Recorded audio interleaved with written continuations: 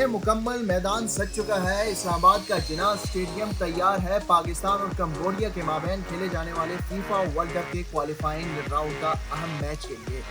अगर ये मैच पाकिस्तान जीतता है तो ये पहला मौका होगा कि पाकिस्तान क्वालिफाइंग राउंड के नेक्स्ट राउंड में पहुंच जाएगा, जहां पर उसको बड़े हरीफ सऊदी अरब जैसे बड़े हरीफ का मुकाबला करना होगा।